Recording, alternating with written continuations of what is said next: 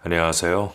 저는 서울에서 회사를 다니고 있는 평범한 여자입니다. 얼마 전 결혼을 해서 아이를 키우고 있고, 지금은 친정엄마가 서울에 오셔서 아이를 대신 봐주시고 있습니다. 엄마랑 같이 산지 지금 3년이 조금 넘었는데, 얼마 전 새벽에 아이랑 같이 있는 엄마를 보니 지난 날들이 생각나서 이렇게 사연을 적어봅니다. 저희 김정순 여사님으로 말할 것 같으면 뭐랄까 세상에 법 없이도 살아갈 수 있는 너무 착하고 좋은 사람 중에 한 명입니다. 제 엄마라서 하는 말이 아니라 너무 착하고 순수한 사람입니다. 한평생을 시골에서 농사만 짓고 살아서 세상이 어떻게 돌아가는지, 도시에서 어떤 일이 일어나는지도 모르고 사는 사람입니다. 연예인이라고는 조용필밖에 몰라서 맨날 조용필 노래만 흥얼거리고, 주말 드라마나 연속극 같은 건 재미가 없다면서 TV도 제대로 보지 않는 사람이었죠. 그래서 이제 동네에서도 이웃집 사람들이 늘상 저를 붙잡고 하는 말이, 너는 평생 엄마 지키면서 살아야 돼. 네 엄마 모르는 사람이 찾아와서 배고프다고 밥 좀 한 끼 달라고 하면 바로 집에 들일 사람이야. 자식 새끼들 키우느라 요즘 세상이 얼마나 무서운지 모르고 다른 사람들한테 베풀기 바쁘다니까. 세상에 너네 엄마 같은 사람만 있어봐. 경찰이 무슨 소용이고 판사, 검사가 왜 필요하겠어. 안 그래? 하고 말을 할 정도였으니까요. 이웃집 아줌마 말에 틀린 게 하나도 없었습니다. 오죽하면 도둑이 우리 집에 와서도 도둑질하기가 미안해서 그냥 돌아간다고 할 정도이니 동네에서 평판이 좋아도 너무 좋았죠. 하지만 그런 칭찬에도 기분 나쁜 사람이 있었습니다. 바로 김정순 여사님의 딸인 저였습니다. 동네 사람들이 엄마에 대한 칭찬을 너무 많이 하다 보니 조금만 실수로 해도 너는 누굴 닮아서 애가 그러니, 너네 엄마는 안 그러는데 너는 왜 그래 하고 말을 보태곤 했습니다. 사춘기 때는 누구나 삐뚤어지기 마련인데 너무 착한 엄마의 눈치가 보여서 매일 방구석에 처박혀 살았습니다. 그런 제가 걱정이 됐는지 엄마는 항상 방문을 노크하면서, 우리 딸, 오늘은 왜 이렇게 또 심통이 났을까? 엄마가 뭐 잘못했나? 이쁜 얼굴로 화 그만 내고 밥부터 먹어. 오늘 한 끼도 안 먹었잖아. 네가 이러고 있으면 엄마가 너무너무 속상해. 우리 딸 주려고 엄마가 열심히 농사 지은 건데. 입에 쌀 한 돌 안 되면 엄마가 왜 이렇게 고생하겠어? 안 그래? 하고 말을 하셨습니다. 그런 말들이 저에게는 너무 스트레스였고, 착한 사람으로 살아야 한다는 컴플렉스가 생길 정도로 엄마의 순한 성격이 너무 싫었습니다. 사람이라면 누구나 화를 낼 수도 있고 짜증을 부릴 수도 있잖아요. 근데 이런 당연한 감정 표현도 주변 눈치 때문에 늘 참고 살아야 하니 너무나 갑갑했죠. 하지만 엄마의 착한 성품이 좋을 때도 많았죠. 저는 살면서 엄마에게 손찌검을 당하거나 큰 소리로 야단을 맞은 적이 한 번도 없었어요. 부모로부터 가정폭력을 당하는 사람들도 많던데, 저는 오히려 엄마에게 한 번 정도는 크게 혼나고 싶었었죠. 이게 정말 배부른 소리라는 것을 알지만, 그때는 저도 어렸기에 이런 철없는 생각을 했던 것 같아요. 그래서 사춘기 때 일부러 동네 문구점이나 슈퍼에서 물건을 훔쳐도 보고, 가만히 있는 친구를 때려도 봤지만 제게 돌아오는 건 구박이나 짜증, 자존심 싸움이 아닌 가벼운 타이름이었습니다. 저를 소파 거실에 앉혀주고, 왜 그랬어? 우리 딸이 그런 애가 아닌데 왜 그랬어? 옛날엔 안 그랬잖아. 이렇게 자꾸 나쁜 길로 가면 엄마가 너무 마음이 아파. 우리 딸이 안 그랬으면 좋겠어. 엄마는 우리 딸이 착한 사람이라고 믿어. 하고 눈물을 훌쩍이는 사람이었죠. 그러니 제가 어떻게 엇나갈 수 있겠어요. 엄마를 울렸다는 죄책감에 반성할 수밖에 없었죠. 사실 엄마가 처음부터 이렇게 순둥이는 아니었습니다. 제가 초등학교 4학년 때 아빠가 사고로 갑자기 돌아가시게 됐는데, 그때 이후로 엄마는 제게 한없이 너그러워졌습니다. 그 이유 중에 하나가 아빠 발인을 마치고 집으로 돌아오는 길, 엄마가 제 손을 잡고 그런 얘기를 했었습니다. 이렇게 갑자기 갈 줄 알았으면 좀 잘해줄 걸. 내가 그 사람한테 너무 못되게 굴었어. 그래도 우리 딸 아들 갖게 해준 고마운 사람인데 내가 너무 못했어. 이제 한없이 베풀면서 살 거야. 내 감정 안 숨기고 정말 한없이 베풀면서 살 거야. 하고 제게 말을 했었거든요. 그때 엄마의 감정이 너무 절절하고 너무 힘이 들어 보이고 혹시라도 잘못된 선택을 할까 너무 마음 졸였던 기억이 나서 전 그날을 너무나 선명하게 기억합니다. 벌써 오랜 시간이 흘렀는데 말이죠.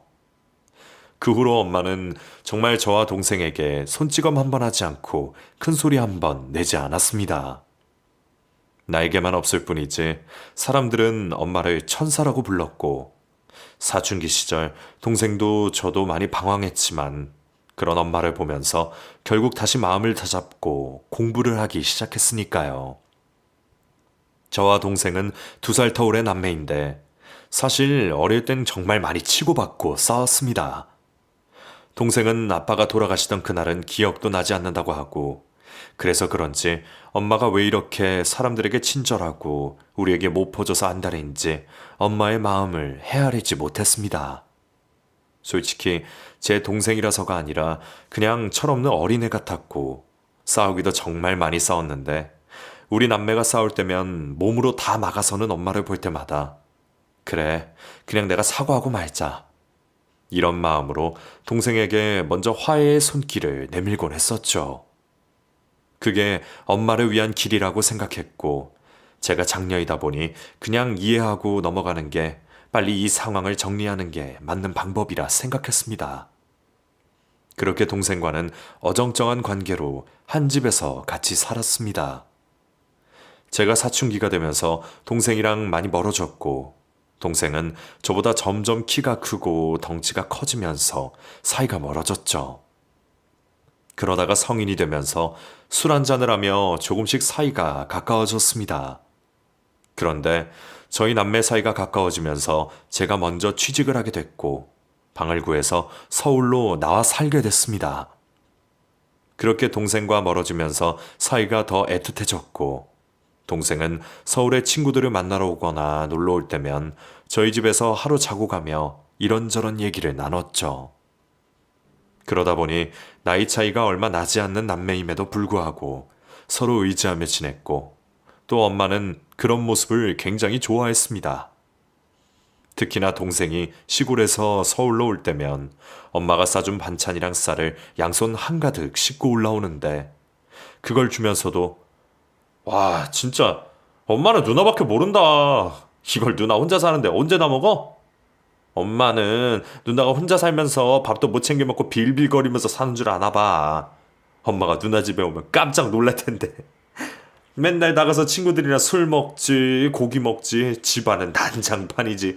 아휴, 진짜. 누나 같은 사람을 누가 데려갈지 걱정이다, 걱정이야. 하면서 장난을 치곤 했습니다. 그날도 동생이랑 술 한잔을 하면서 이런저런 얘기를 하는데 동생이 제게 그러더군요. 누나, 근데 나 여자친구가 있거든? 누나도 내 성격 알겠지만 내가 또 한번 여자 사귀면 푹 빠지는 성격이잖아.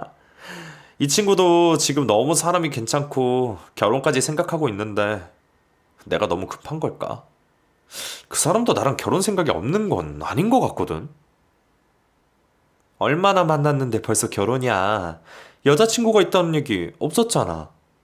아, 만난 지는 얼마 안 됐어. 한 3개월 정도? 근데 만나면 만날수록 진국이야. 뭔가 지금까지 만났던 여자들이랑 좀 다르달까? 그냥 내 느낌이 그래. 솔직히 여자들이 다 그렇잖아. 치장하는 거 좋아하고 꾸미는 거 좋아하고. 뭐 이 친구도 별반 다를 거 없긴 한데 그래도 뭔가 느낌이 좋아. 그래서 누나랑 한번 만나봤으면 하는데 시간 어때? 나랑? 아니 뭐 결혼할 것도 아닌데 벌써 나를 만나? 그 친구도 부담스럽지 않을까? 나야 상관없지만 그래도 어찌 보면 내가 나중에 신우가 되는 거잖아. 주변에 친구들 보니까 신우라고 하면 치를 떨면서 싫어하던데 내가 굳이 만날 이유가 있을까? 그런가? 그 친구가 낯을 가리는 성격이 아니라서 엄마를 먼저 만나는 것보다 그냥 누나가 먼저 만나보고 괜찮은지 좀 봐줬으면 해서 그냥 부담 없이 밥 한 끼 먹는 거지 뭐 하고 말을 하더라고요. 제 동생도 20대 후반이고 조금씩 결혼 생각을 할 나이이긴 합니다만 한 번도 저한테 여자친구를 소개한 적은 없었기에 아, 얘가 진짜 결혼 생각이 있나 보다 싶은 마음이 들었고 그럼 가볍게 만나서 밥이나 먹자는 얘기를 했죠. 그리고 그 주 주말 서울 시내의 작은 레스토랑으로 그 친구를 만나러 갔습니다. 번듯하게 차려입고 작은 얼굴에 오목조목한 이목구비가 참 귀여운 여자였습니다. 안녕하세요. 처음 뵙겠습니다. 하고 제게 당돌하게 인사하는 모습이 젊은 사람의 패기 같아 보여 마음에 든 부분도 있었죠. 제 동생은 머쓱해하며 그 자리에서 저를 소개해 줬고 그 친구는 저를 아래 위로 훑어보더니 제가 들고 있던 핸드백을 보더군요. 제가 첫 월급 받아 장만한 명품 가방이었는데 그렇게 대놓고 보니 좀 민망하기도 했습니다. 그리고는 자리에 앉아서 제게 제일 처음 한 얘기가 언니라고 해도 되죠? 언니. 근데 그 가방 얼마예요? 하고 묻는 겁니다. 아, 이거요? 그렇게 비싼 건 아니에요. 그냥 어릴 때 첫 월급 받은 기념으로 샀어요. 하고 대답했죠. 한참을 쳐다보던 그 친구가 아, 실은 제가 그런 거에 좀 관심이 많거든요. 여자라면 다 그렇지 않아요? 언니도 명품 좋아하세요? 가방 몇 개나 가지고 계세요? 하고 묻더라고요. 아, 전 이거 하나예요. 뭐 굳이 몇 개씩 갖고 있을 필요성을 모르겠어서. 아, 그러시구나. 전 언니가 저처럼 그런데 관심 많으신 줄 알았어요. 솔직히 그것도 싼 건 아니잖아요. 그건 그냥 공감대가 형성되면 대화하기도 좀 편하고 하니까 아는 척 좀 해봤어요. 하며 웃더라고요. 솔직히 제가 들고 있는 가방도 300만 원이 조금 넘는 거였는데 먼저 아는 척을 해주니 기분이 좋기도 하면서 좀 묘하기도 하더라고요. 그렇게 밥을 먹는데 그때는 별로 이상하다는 생각을 하지 못했습니다. 몇 가지 질문들을 주고받으며 서로 대화를 하고 동생은 혼자 기분이 들떠서는 곧 결혼할 사람처럼 제게 말을 하더라고요. 1시간 정도 그 자리에서 밥을 먹고 제가 먼저 자리에서 일어나며 전 유미 씨 만났으니까 먼저 가볼게요. 저녁에 선약도 있고요. 너무 즐거웠어요. 하고 자리에서 일어났죠. 그리고 그날 밤 동생에게 전화가 왔습니다. 누나, 어땠어? 유미 너무 귀엽지? 하고 묻는데 솔직히 그 말 듣자마자 한숨부터 나오더라고요. 유미 그 친구 말이야. 혹시 명품 같은 거 많이 좋아해? 만나자마자 그런 거 물어보는 사람은 처음 봤어. 외모는 예쁘장하고 귀엽던데 평소에도 너무 과소비하는 편이면 습관을 고치거나 결혼까진 안 갔으면 좋겠는데.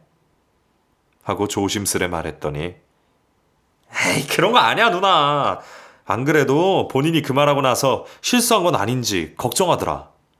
유미가 워낙 그런 걸 좋아하긴 하는데 월급이 많은 편은 아니라서 사지는 못하거든. 그냥 로망 같은 거지 뭐. 어린애니까 그냥 귀엽게 봐줘. 막상 겁이 많아서 그런 거 잘 사지도 못해. 라고 두둔하는 걸 보니 빠져도 푹 빠졌구나 싶은 생각이 들었습니다. 솔직히 아무리 내 동생이지만 결혼할 여자까지 이래라 저래라 간섭하고 싶지 않아서 그 후 별다른 말은 하지 않았습니다. 내심 결혼까지는 이어지지 않았으면 했지만 결국 동생은 그 여자와의 결혼을 조금씩 진행하기 시작했고 부모님들이 만나서 상견례까지 하고 왔습니다. 상견례 날 저는 회사에 중요한 일이 있어서 참석을 하지 못했어요. 이미 동생 여자친구랑 따로 만남을 가졌기 때문에 그냥 저는 빠지기로 했었죠. 그렇게 결혼식을 한 달 정도 앞둔 어느 날 밤, 동생이 집으로 찾아왔습니다. 그것도 술을 거하게 먹은 채로 말이죠. 야, 너 왜 이렇게 술을 많이 먹었어? 술 냄새. 너 다음 달이면 장가 가는 애가 이러고 다니면 동네 사람들이 욕한다, 욕해. 욕? 가까우면 하라 그래. 진짜. 누나, 나 결혼이고 뭐고 그냥 다 엎어버릴까? 여자도 그렇겠지만 남자도 결혼하면 그냥 끝이야. 평생 여자한테 지갑 열어주면서 살아야 된다고. 나중에 애라도 생겨봐. 그럼 진짜 남자는 ATM 기계래. 그냥 돈만 빼가는 거라고. 선배들이 그러더라. 나보고 결혼 왜 이렇게 일찍 하냐고. 나중에 후회하면 되돌릴 수도 없으니 잘 생각해보라고 그러더라. 근데 나 진짜 후회 안 할 자신 있거든? 괜찮을 줄 알았거든. 근데 흔들린다. 차라리 몰랐으면 좋았을걸. 아무것도 몰랐으면 좋았을걸. 하고 하소연을 하는 겁니다. 평소 이런 애가 아닌데 만취 상태로 와서 하소연할 정도면 무슨 문제가 있는 것 같더라고요. 얼른 동생을 안으로 끌고 들어와서 무슨 일인지 물어봤습니다. 처음에는 한숨만 푹푹 쉬면서 말을 하지 않았는데요. 하지만 제가 겨우 달래주며 설득하니 결국 털어놓더라고요. 그리고 그때 들은 말은 정말 충격적이었습니다. 유미가 우리 엄마가 너무 격떨어진대. 상견례 날 우연히 들었어. 나도 모른 척 하고 싶었는데 장모님이랑 통화하는 걸 우연히 듣게 됐어. 누나, 나 이 결혼 해야 되는 걸까? 우리 엄마가 뭘 잘못했는데? 누나도 알겠지만 우리 엄마 그런 말 들을 사람 아니잖아. 우리 키운다고 혼자 이리 뛰고 저리 뛰고 진짜 열심히 살았잖아. 아빠 일찍 돌아가시고 나서 그 넓은 논바닥을 잠도 안 자고 돌아다니면서 우리 키운다고 막말로 개고생했잖아. 근데 왜 그게 격이 떨어져? 솔직히 저가도 뭐 별거 없어. 따지고 보면 오히려 우리 집이 더 잘 살걸? 근데 처가는 우리 집이 무슨 조그마한 농사 짓는 줄 아는데 우리 집 그런 거 아니잖아. 아빠 죽고 나서 받은 사망보험금으로 엄마가 땅도 많이 샀고 사람들 써가면서 일하는데 농사 지으면 다 격 떨어지는 거야. 그 사람들이 아무것도 모르니까 우리 집 무시하고 괄시하는 거지. 맞지 누나? 하면서 막 울더라고요. 솔직히 그 말 듣고 너무 화가 났습니다. 농사 짓는 집이라고 사돈을 개무시하는 그 집 부모들도 참 못 배운 인간들이라고 생각했고, 엄마가 고생해서 농사 지은 쌀까지 가져다 드렸는데 그걸 보고 격 떨어지는 집안이라며 대놓고 말한 예비 올케도 참 나쁜 년이라는 생각이 들었습니다. 근데 누나, 그래도 유미가 너무 좋아. 우리 엄마 무시해도 유미랑 결혼하고 싶어. 근데 한편으로는 엄마한테 죄책감도 들고 애가 과연 옳은 결혼을 하는 건가 회의감도 들고. 보통 머리가 너무 복잡해 누나. 나 이 결혼 잘하는 거 맞지? 나 어떻게 해야 돼? 동생의 하소연에 저는 딱히 해줄 만한 조언이 없었어요. 물론 우리 집을 무시하는 발언을 한 게 무조건 잘못한 일인지는 맞지만 그 이후로 갑자기 코앞으로 다가온 결혼을 없는다는 것도 말이 안 되잖아요. 또 동생이 말은 저렇게 해도 유미라는 애를 정말 사랑하는 게 보여서 중간에서 제 입장이 많이 난처했어요. 저렇게 마음 아파하면서도 동생이 헤어지지 못하는 걸 보니 참 많이 좋아한다는 생각이 들었고, 결혼 전 여자도 메리지 블루가 오는 것처럼 남자도 그런 감정을 느낄 수도 있겠다 싶은 생각이 들어 결국 그날 제가 적극적으로 나서지 않았습니다. 그리고 남동생도 역시나 다음 날이 되니까 술에 깨서는 지난밤 일을 기억이나 하는지 못하는지 몰라도 해장을 하겠다면서 집 앞 콩나물 해장국집에 가서 국밥 한 그릇 먹고 출근을 하겠다고 하더군요. 마치 어제 일은 없었다는 듯이 행동하는 동생 때문에 솔직히 마음이 많이 속상했지만 제가 나설 문제는 아닌 것 같다는 생각이 들어 저도 모른 척 했습니다. 그냥 어찌됐든 둘이서 해결할 문제라고 생각하고 결혼날까지 잠잠히 있기로 했습니다. 그렇게 시간이 흘러 동생은 유미라는 친구와 결혼을 했습니다. 결혼이 여자의 로망이라더니 동생은 서울의 유명 호텔에서 결혼식을 올렸고 그날 혼주석에 혼자 앉아있던 엄마는 누구보다도 쓸쓸하고 작아 보였습니다. 하지만 누구보다 환하게 웃고 있는 모습을 보니 그래도 마음이 좀 놓이더라고요. 솔직히 제가 서울에 있고 남동생이 엄마 집 근처에 살다 보니 저도 동생이 가까이에 있음으로 인해 많이 의지했던 건 사실입니다.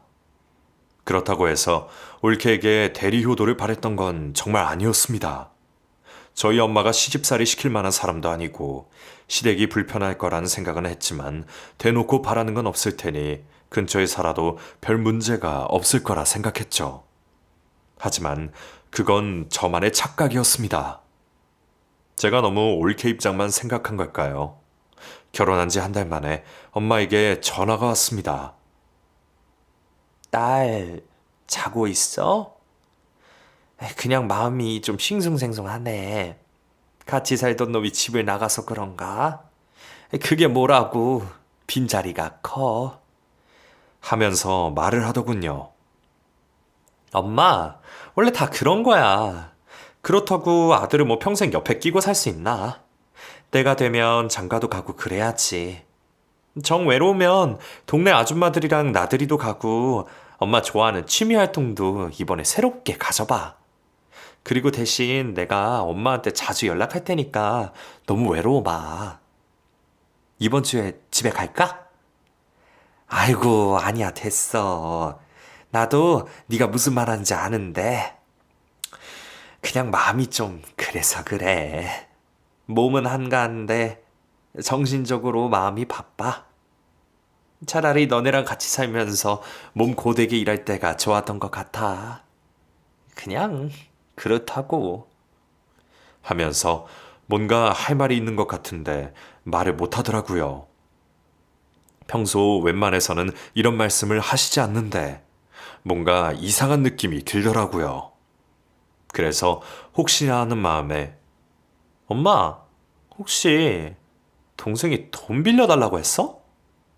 하고 물었습니다. 엄마는 아무 말도 못하다가 빌려달라고 할 게 뭐 있나? 가족인데 그냥 준 거지. 얼마 안 돼. 진짜 조금이야. 애가 상황이 안 좋다는데 어떡하니? 원래 결혼하면 이것저것 장만해야 할 것도 많고 나갈 돈도 많아. 그래서 빌려준 거야.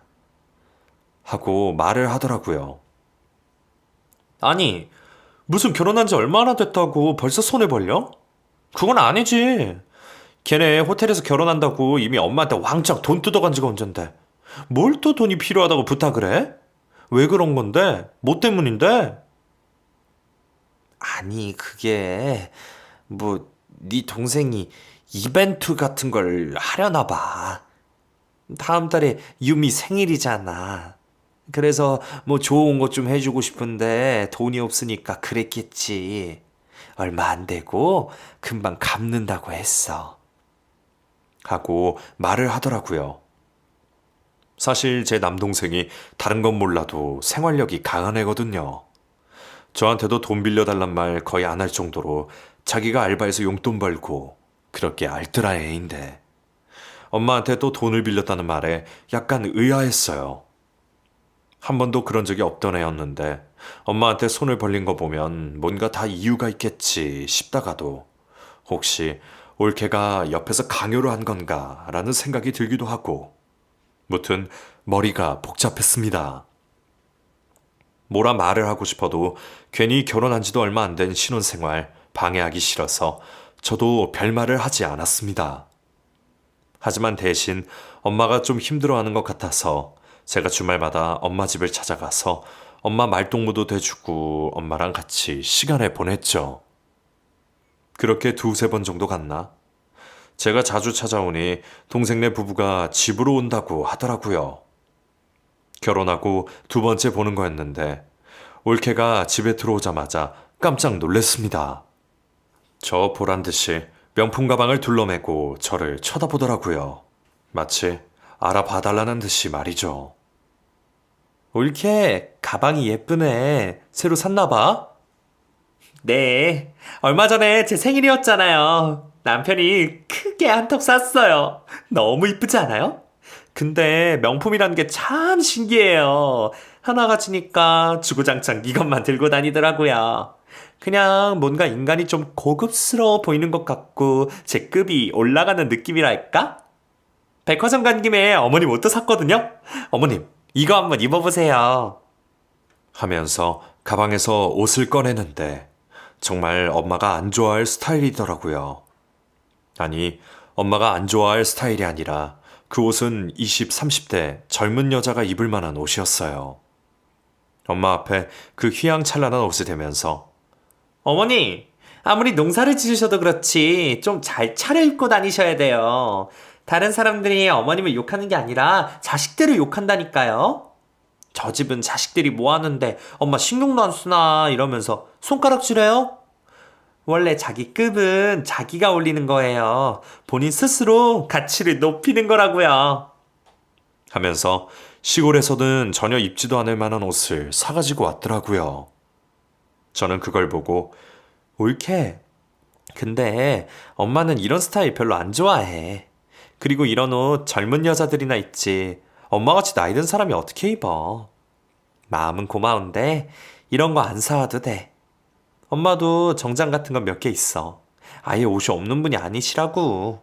그러니까 나중에 이런 거 살 땐 그냥 옳게 내 거 사. 무슨 소리예요, 형님? 어머님도 이런 옷은 있어야죠. 비싼 거 사면 오랫동안 들고 입고 하는 거. 형님이 더 잘 아시잖아요. 형님도 그래서 명품 가방 사신 거 아니에요? 하고 말을 하더라고요. 너무 당돌하고 명품 거리니까 제가 무슨 말을 해야 할지도 모르겠고 동생이 엄마한테 돈까지 빌려가며 가방을 사줬다고 생각하니 진짜 왜 저렇게까지 하나 싶은 생각이 들더라고요. 올케는 동생과 결혼하면서 다니던 회사를 관두고 젊은 나이에 전업주부가 됐고 그렇다고 해서 집안일을 잘하는 것 같지도 않은 게 동생이 결혼 한 달 만에 살이 3kg이 빠졌다고 하는 걸 보면 대체 뭘 먹이는 건가 싶은 생각도 들었습니다. 거기다가 엄마가 매번 반찬을 해주시고 쌀도 주시는데 돈이 들 게 뭐가 있나 싶기도 하고 정말 그냥 별별 생각이 다 들더라고요. 하지만 이런 생각을 하면 밑도 끝도 없이 올케를 미워하게 될 것 같아서 그냥 동생이지만 남처럼 신경을 안 쓰고 살기로 했습니다. 그렇게 남처럼 신경 안 쓰고 사니까 차라리 제 마음은 편하더라고요. 그렇게 결혼 생활을 1년 정도 했을 무렵 정말 생각지도 못했던 일이 벌어졌습니다. 하루는 동생에게 전화가 와서 누나, 와이프가 오늘 엄마랑 서울 간다는데 누나도 같이 밥 한 끼 먹을래? 하고 말을 하더라고요. 그래, 뭐 온다고 하니까 내가 식사 대접한다고 올케한테 말해줘. 근데 서울엔 무슨 일이래? 겸사겸사 오랜만에 와이프도 친구들 만나고 엄마랑 같이 백화점 가서 선물 산다는데? 뭐 알아서 잘하겠지. 암튼 잘 좀 부탁해. 하고 전화를 끊었죠. 그리고 그 주 주말 올케에게 전화가 와서는 저녁 식사는 같이 못할 것 같다고 말을 하고 엄마 혼자 저희 집으로 보내겠다고 하는 겁니다. 오랜만에 서울에 왔으니 친구들을 만나겠다는 말에 그렇게 하라고 했고 저는 엄마를 데리러 백화점 앞으로 갔습니다. 그런데 오랜만에 서울에 나왔다는 엄마의 얼굴이 죽상인 겁니다. 엄마, 왜 이렇게 표정이 안 좋아? 무슨 일 있었어? 아니, 뭐, 그냥, 배고프다. 밥이나 먹으러 갈까? 하면서 제 손을 끌고 가더라고요. 그런데 엄마가 간 곳은 다름 아닌 편의점이었습니다. 엄마, 무슨 편의점이야? 라면 먹으려고? 왜 이래, 진짜. 가자. 내가 맛있는 거 사줄게. 하고 엄마 손을 잡았더니, 아이고, 됐다, 됐어. 먹으면 다 똑같이, 그냥 아무거나 먹자. 하면서 저를 데리고 편의점으로 가서는 삼각김밥 하나를 집더라고요. 전 그 모습을 보면서, 엄마, 진짜 왜 이래? 나와봐. 하고는 엄마를 밖으로 끌고 나와 차로 데리고 갔습니다. 그리고는 차에 앉아서 한숨만 푹푹 쉬더라고요. 말해봐, 엄마. 왜 그래? 진짜 무슨 일 있어? 나한테만 말해봐. 하고 엄마를 설득하기 시작했습니다. 그러자 엄마가, 아니, 그게 백화점에 갔는데 유미가 가방을 보러 가자고 하더라고. 나한테 잘 어울릴 것 같다고 그래서 그냥 따라 들어갔지. 근데 들어가니까 사람들이 막 나한테 인사하고 그러는데 너무 부담스러운 거야. 그래서 나가자고 했더니 들어보는 건 돈 안 든다잖아. 그래서 그냥 몇 개 들어보고 그랬지. 내가 뭐 그런 거 들 일이 뭐가 있겠어. 근데 유미가 나한테 너무 잘 어울리는 게 있다고 몇 개 추천해 주더라고. 근데 동그라미가 몇 개인지 나 세보지도 못했다. 근데 그걸 들고 가더니 내 지갑을 꺼내서 결제를 하는 거야. 난 괜찮다고 아니라고 했는데 카드를 두세 개씩 긁더라고. 아이고, 눈앞이 깜깜해지더라. 그러면서는 들고 나와서는 이런 것도 하나쯤 있어야 된다고 하는데 내가 영수증을 받아보곤 손이 떨리더라고. 너무 큰 돈 쓴 것 같다고 그냥 환불하자고 했더니 명품은 환불이 안 된다며. 그러면서 환불을 하려면 어디로 가져가서 뭐 등록을 해야 된다고 하던데. 하고 말도 안 되는 소리를 하는 겁니다. 엄마, 그게 무슨 소리야? 세상에 환불이 안 되는 게 어딨어? 영수증 있어? 가방은? 그럼 가방은 어디 있는데? 하고 물었더니 영수증을 쭈뼛쭈뼛거리며 내밀더라고요. 그런데 얘가 미쳤다는 생각이 들었습니다. 카드를 몇 개를 긁었다더니 무려 1,000만 원짜리 가방을 산 겁니다. 미쳤다, 미쳤어. 그래서 카드... 얘 진짜 제정신 아니구나. 가방은 어디 있어? 물건은 어디 있는데, 엄마? 가방? 그거 가방 환불한다고 걔가 가지고 갔지. 농사 짓는 데가 뭘 알겠어. 젊은 사람이 그런 거 알아서 잘하겠지. 아이고, 이게 무슨 난리냐, 진짜. 이래도 되는 건가 싶다. 그 비싼 가방을 내가 들고 다닐 일이 뭐가 있다고 그런 걸 샀는지. 그 돈이면 땅이 몇 평이야? 하고 속상한 마음에 하소연을 하시더라고요. 저는 그 말을 듣고 너무 화가 나서 당장이라도 전화해서 따지고 싶었지만 친구들을 만나러 갔다가 어차피 저희 집에 온다는 동생의 말을 기억하고 집에 와서 얼굴 보고 직접 얘기를 들어야겠다고 생각했습니다. 그렇게 밤 12시가 다 됐을 무렵 올케는 저희 집 앞에 도착해서는 형님, 저 다 왔는데 어디로 가야 돼요? 하고는 묻더라고요. 저는 집 주소를 알려줬고 올케가 들어오자마자 손에 들고 있던 가방을 먼저 쳐다봤습니다. 올케, 친구들 잘 만났어? 엄마가 그러는데 오늘 백화점에 같이 갔다며? 하고 단도직입적으로 물었더니 아, 어머님 벌써 말씀하셨구나. 네, 안 그래도 어머니 거 하나 사고 제 것도 작은 거 하나 샀죠. 하고 말을 하더라고요. 그러면서 가방을 조심스레 탁자 위에 올려두는 겁니다. 가방이 좋아 보이네. 이런 건 얼마나 해? 하고 제가 잡으려고 했더니 제 손을 탁 치면서 형님, 조심히 만지세요. 이거 엄청 비싼 거예요. 그쵸, 어머니? 이거 진짜 비싼 건데, 어머님이 큰 맘 먹고 사신 거죠? 하고 엄마를 쳐다보는 겁니다. 저는 그 모습을 보고 기가 막혀서 왜 그걸 엄마한테 물어? 이거 올케 거 아냐? 하고 모른 척 물었습니다. 아, 그게 형님. 제가 뭐 이래저래 좀 사정이 있어서 어머님 거 하루 빌렸어요. 어차피 어머님은 이제 집에 가져가시면 평생 어머님 거 되는 거잖아요. 이런 거 아끼면 똥 돼요. 자주 들고 나가고 그래야 가방도 주인을 알아보고 빛을 내준다니까요. 너무 이쁘지 않아요? 아이쿠, 이 귀요미 진짜. 형님도 아시겠지만 제가 또 보는 눈은 있잖아요. 이거 딱 들고 어머님이 집에 도착했을 때 동네 사람들이 어떻게 보겠어요? 너무너무 부러워하지 않을까요? 그래? 시골 할머니들이 뭘 이런 걸 부러워하겠어. 농사만 짓는 사람들인데 이런 거 알지도 못할 거야. 그래서 이게 얼마짜린데? 여기 엄청 비싼 브랜드 아냐? 엄마 거 친구는 너무 비싼 거 같은데? 하고 물었더니 머뭇거리면서 이거 얼마 안 해요. 아, 그쵸, 어머니.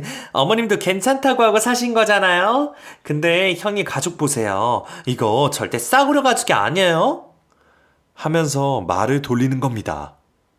저는 그 모습을 보고 너무 화가 나서 가방을 손에 들고 이리저리 돌렸습니다.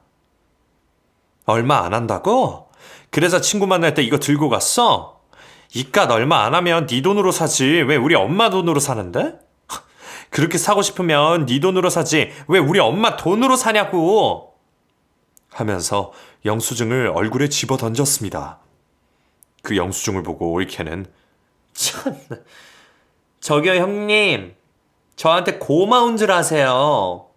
농사 짓는 사람이 농사 짓는다고 티내고 다니는 게 얼마나 없어 보이는 줄 아세요? 솔직히 제 친구들한테 시댁 농사 짓는 말 안 했어요. 창피해서요. 요새 누가 농사 짓고 삽니까? 농사꾼이 막노동이랑 다를 게 뭐가 있어요? 그래서 어머님 가방 사게 한 거예요. 돈 좀 들여서 사람 격을 올릴 수 있는 기회를 드린 건데 지금 저한테 고맙다고는 못할 망정 어디서 행패를 부려요, 부리기를? 그리고 어머님 거를 왜 제 돈으로 사요? 제가 말씀드렸잖아요. 이거 어머님 거라고요. 하면서 오히려 제게 적반하장으로 큰 소리를 내더라고요. 뭐? 어머님 거? 웃기고 있네. 야, 우리 엄마가 미쳤다고 1,000만 원짜리 가방을 사? 너 제정신이니? 막말로 엄마 거라고 쳐. 근데 왜 네가 들고 나가? 이거 환불하려고 네가 가져간 거라며. 근데 왜 환불 안 하고 지금 네 손에 들려 있는데? 왜 우리 엄마한테 거짓말까지 해가면서 네가 들고 나가냐고. 그리고 너 말 함부로 하는 거 아냐. 농사 짓는 사람이 뭐가 어때서 그래? 농사 짓는 사람이면 격 떨어지는 거야? 그깟 격 올리겠다고 1,000만 원짜리 명품 가방 들고 다니니? 그런 거라면 너나 올려. 이깟 가방 우린 필요 없으니까 너나 올리라고. 하고 가방을 전부 가위로 찢어서 변기통에 처박아 버렸습니다. 그 모습을 보던 올케는 제게 달려와서는 야, 미쳤어? 너 이게 얼마짜린데? 이게 어떤 가방인 줄 알아? 내가 이거 사려고 몇 달 전부터 서울에 왔다 갔다 하면서 개고생을 했는데 네가 뭔데 이걸 찢어? 네가 뭔데? 하면서 제 멱살을 잡더라고요. 진짜 저를 쳐다보는 그 눈빛이 호랑이가 먹이를 잡아먹을 것처럼 노리는데 정말 더 이상 건드렸다가는 가방이 아니라 제가 갈기갈기 찢길 수도 있을 것 같다는 생각이 들어서 순간 머릿속에 별별 생각이 다 들었습니다. 그런데 그때 엄마가 올케를 보더니 얘가 미쳤다 미쳤어. 야, 너 돌았어?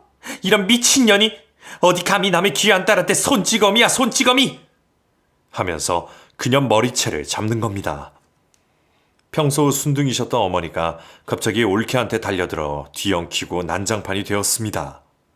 결국 올케와 엄마의 싸움이 되었고 저는 그 사이에서 두 사람을 말리느라 정신이 없었습니다. 저희 집이 너무 시끄러워서 경찰까지 올 정도였으니 뭐 상황은 말 안 해도 잘 아시겠죠. 경찰분들은 저희에게 가족 문제니까 일 크게 벌이지 말고 서로 좋게 좋게 끝내라고 하시더라고요. 저 역시도 경찰서 가서 조서 쓰고 최악의 상황으로 치닫고 싶지는 않아서 바로 동생을 불렀고, 동생이 올 때까지 올케는 저희 집 근처 카페에 있겠다고 하더라고요. 그렇게 어느 정도 정리된 후에도 엄마는 여전히 씩씩거리면서 분을 삭히지 못하시더라고요. 저는 그런 엄마의 모습을 몇십 년 만에 처음으로 봤습니다. 자식 앞에서 물불 안 가리고 덤비던 진짜 엄마의 모습을 말이죠. 그 뒤 저희 집에 온 동생에게 엄마는 저런 년은 우린 집에 필요 없으니 당장 이혼하라고 소리를 질러댔고, 동생은 어쩔 줄 모르면서 쩔쩔 매더라고요. 저런 년이 뭐가 그리도 좋은지 자기 엄마를 완전히 농락했는데도 동생은 끝까지 그년 손을 놓지 못하더라고요. 결국 동생은 이혼까지는 힘들다고 혼자 울고불고 하더니 1년 정도 그 결혼 생활을 지속했습니다. 당연히 이 시기에는 저랑 엄마 모두 동생이랑 의절을 하고 연락을 끊었죠. 가족이 아닌 여자를 택한 동생에게 화가 났지만 그냥 두고 볼 수밖에 없었어요. 결국 1년 후에 동생은 성격 차이로 이혼의 길을 택하고 저희에게 용서를 구했어요. 엄마, 미안해. 내가 여자한테 단단히 미쳤었나 봐. 나도 걔가 사치 부리고 성격 못된 거 알고 있었지만 막상 정이 들어서 헤어질 수가 없었어. 그러다가 자기 생일에 대출을 받아서라도 명품백 사달라는 말을 들으니까 정신이 확 깨더라. 저런 년이랑 같이 살다가는 평생 ATM 기계로 일만 하면서 불행하게 살 것 같아서 완전히 갈라섰어. 정말 미안해. 한 번만 용서해줘. 언젠간 이렇게 될 줄 알았지만 그래도 꽤 빨리 정리하고 왔더라고요. 핏줄인데 별 수 있겠어요. 저랑 엄마는 동생을 다시 받아주었죠. 그리고 동생이 이혼한 그 해에 바로 제가 선을 봐서 결혼을 했고, 시골에서 농사를 짓던 엄마는 땅을 팔고 서울로 와서 지금은 저희 집에서 같이 살고 계십니다. 다행히 제 남편이 기꺼이 저희 어머니를 모시겠다고 말을 해줘서 지금 함께 지냅니다. 나중에 제가 출산을 하면 엄마에게 육아 도움도 받을 생각이고요. 얼마 전에도 이 얘기를 하다가 제가 먼저 조심스럽게 그때 그 1,000만 원 아깝지 않냐고 물었더니 엄마가 인생 공부한다 치신다고 하나도 안 아깝다고 하시더라고요. 그 말을 들으니 참 마음이 편해졌습니다. 사람 인연이라는 게 일부러 만든다고 해서 만들어지는 것도 아니고 그 인연이 평생 잘 맞는다고 얘기할 수는 없지만, 그래도 참 다행인 것은 동생이 그나마 빨리 정신 차렸다는 거예요. 그년이랑 이혼한 후에 한동안 홀로 지내더니 지금은 새 사람을 만나서 연애를 다시 시작한 것 같아요. 집안에 사람이 새로 들어온다는 거 정말 중요한 거라 생각합니다. 이 사연을 들으시는 분들도 새 식구를 맞이할 때 저처럼 어리버리하게 그냥 넘기지 마시고 마음에 걸리는 게 있으면 하나하나씩 꼭 살펴보시길 바랍니다. 긴 사연 들어주셔서 감사합니다.